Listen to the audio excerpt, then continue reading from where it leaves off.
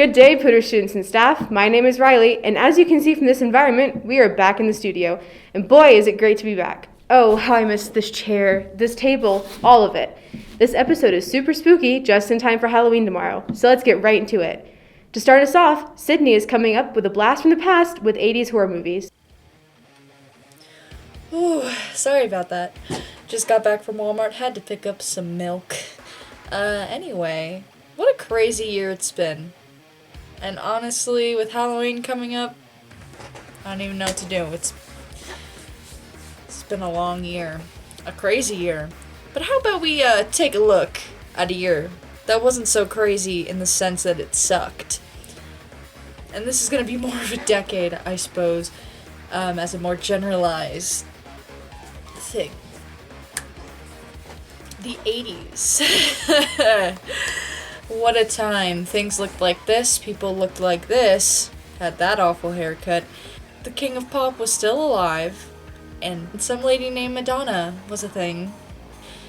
But not only were these things very prevalent in the decade of the 80s, we also got a lot of amazing horror movies. And since it's Halloween, I figured this was the appropriate time to speak on that topic.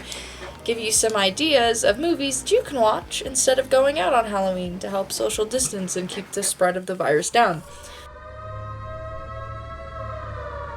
The first film I'm going to talk about is Friday the 13th. To keep this a little more, I guess, honed in, I will be talking only about the first movie in each of these franchises. First Friday the 13th movie, we are introduced to quite the cast of camp counselors. And who they are aren't necessarily important, but also their acting is atrocious and is about as good as, well, a corpse. You know, the names of them aren't really that important. But in the film, you know, they come to camp. They're preparing to have kids come after being shut down for 20 years at Camp Crystal Lake. And they start getting picked off one by one, all in one night, by the way. Like, this all takes place within a single evening, which is obviously Friday the 13th. Throughout the movie, there's a lot of suspenseful parts, honestly, I would be really honest. They may suck at acting and all that good stuff, but honestly, the plot for this film is very interesting. We aren't aware of who the true killer is because they don't show them. I'm not going to tell you who it is. The film honestly is really fun to watch. I watched it alone in the dark because I fear nothing, apparently. It honestly wasn't that scary. However, it's very suspenseful. There's a lot of twists and turns. Highly recommend. I would rate this an 8 out of 10. One of my favorite franchises, to be fair with you, in the horror genre is Friday the 13th. I just really like the concept, I suppose. And if you are interested, but you can rent it for about $2.99 on Amazon Prime. And I highly recommend that you do that. Next film I'll be talking about is Nightmare on Elm Street. Quite the film. It has Johnny Depp. Need I say more? Nightmare on Elm Street follows a group of 4 high school students, but we follow Nancy, who's the main character, her boyfriend Glenn, who's Johnny Depp, Tina, and her boyfriend, who goes to jail. So the basis for the movies, they all have the same creepy dream with the same creepy guy in the dirty old sweater and knives for fingies. We're introduced to horror icon Fred Krueger, and we follow Nancy throughout the movie as she tries to clear Rod's name because she knows that this guy killed them, because somehow Freddy can kill you in your dreams. The entire movie follows Nancy just trying to stop Freddy so that he can't kill any other kids. It's still good to watch. It's quite not scary because it's just weird. It's just plain weird to me. But also, I don't struggle with a lot of horror movies, so I could be wrong. Just be cautious. There are a lot of more vulgar scenes. There's some gore, so do be aware of that. And you can also find this for about $2.99-ish on Amazon Prime as well, if you would like to rent it. On to the third film, The Exorcist. Boy, howdy do I love this movie. This film is not for everyone, though. I will say that straight up. A lot of people can find it disturbing or offensive. There's a lot of vulgar things that happen because it's a demon. I don't know what you'd expect from a demon that possessed a little girl. This movie deals with some pretty heavy topics. Not gonna lie to you. It focuses a lot on the Catholic religion, and some people may find this offensive. In The Exorcist, a little girl named Regan, she becomes possessed by a powerful demon after she plays with a Ouija board, which, don't play with Ouija boards, kids. It doesn't end well. This ultimately ends in an exorcism. Funnily enough, the movie called The Exorcist has an exorcism. And, the film honestly kept me engaged the whole time.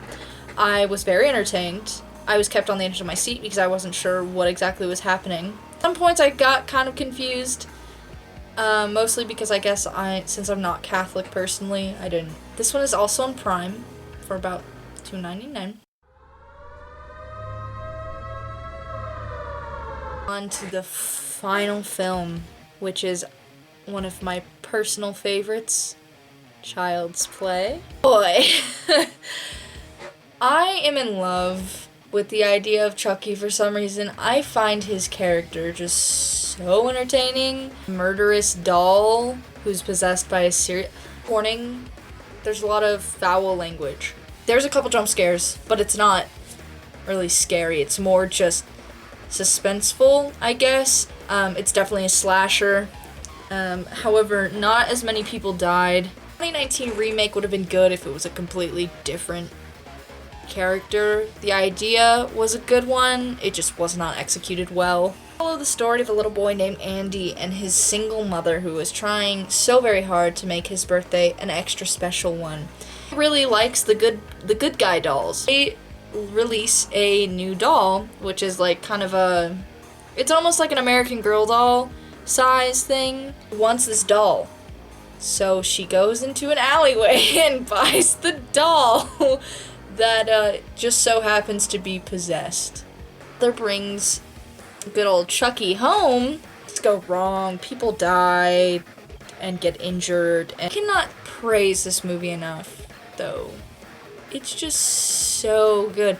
And it's kind of the only one that gave me an actual sense of dread just because I personally don't like dolls.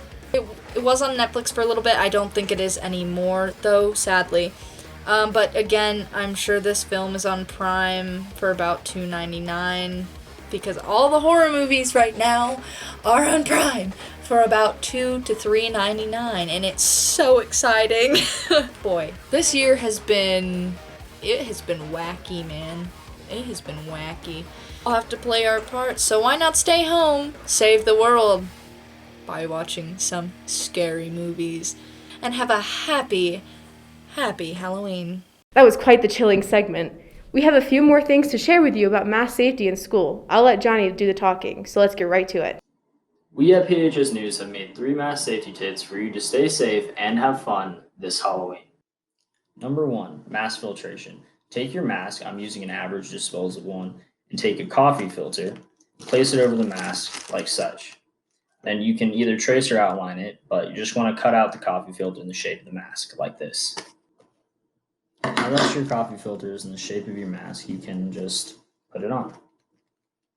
The coffee filter will stay, but if you want added security, just in case you're running from something, you can put tape or staples at the corners of it so that it doesn't fall off in any situation.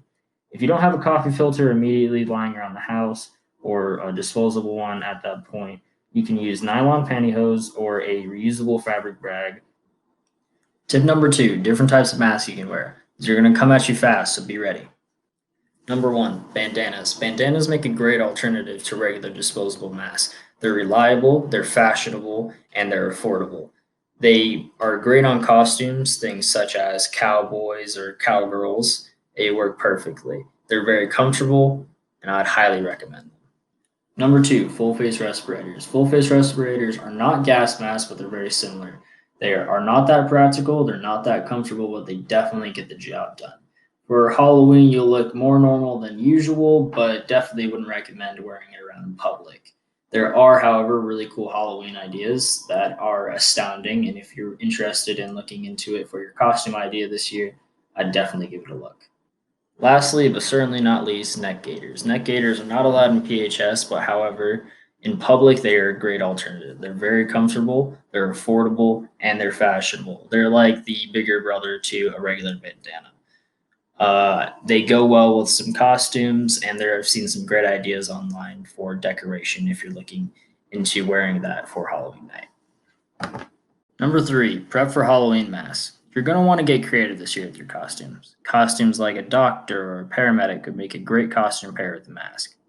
However, don't get discouraged if a mask doesn't fit your costume, as you could always spice up your mask a little with some art. Maybe draw a mouth of a zombie on your mask or some freaky fangs. Unfortunately, you're going to need to incorporate a mask into your costume to stay safe from COVID. So don't be afraid to get creative. Luckily, we have some great alternatives for this Halloween other than trick or treating or parties coming up. Thanks, Johnny. Those are pretty helpful to ensure that COVID-19 will not spread throughout Poudre High School. We want to stay in person, right? But since that is not always the case, you might want to try something new while you're at home. Logan has brought a bunch of alternative activities that you can do if you were ever stuck in quarantine. Welcome to Alternatives Through Quarantine. First of all, you could easily do something like watch a movie, ranging from a really old movie or a new one like No Escape. Horror movies are not your thing, huh? Maybe do a video game like Phasmophobia, or maybe play a new game like Dead by Daylight or Friday the 13th. If you're not a gamer and want to socialize and not let the endless void take you over, haunting you and waiting, then maybe go to the school corn maze.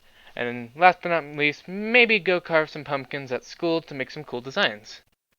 Or let the void... Okay. Maybe try something else besides the void thing. It seems dangerous. Moving on, Poudre Theater is putting on a show. Not in the building, and yes, you can wear your pajamas. Theater will be streaming their show of Edgar Lee Masters' Spoon River Anthology online November 6th through 9th. To purchase tickets, visit www.poudretheater.org.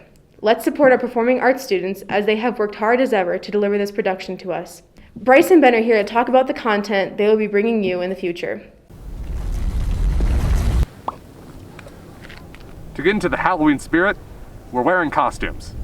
So Bryce and I basically wanted to just sit down and talk to you guys for a little bit about what we had planned this year on the news, as far as the two of us go.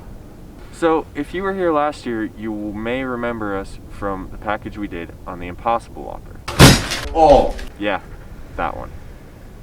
So this year, we wanted to take that concept and take it a little bit farther, given that there's a lot less Poudre to talk about. So we wanted to put some entertainment into the news. So, we have a lot of good things planned, and we really hope that you guys will enjoy the things that we got. So yeah, I mean, we think it's going to be a lot of fun, at least for the two of us, and we hope that you think so as well, because we're doing it anyway, so regardless of that.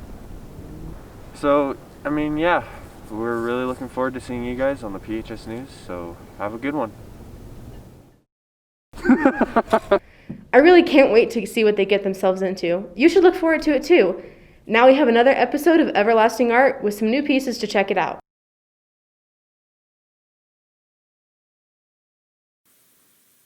Welcome back, everybody. I hope you're doing well with the heavy snowfall and really cold temperatures. I know that random snow day on Monday was a really good day off for me.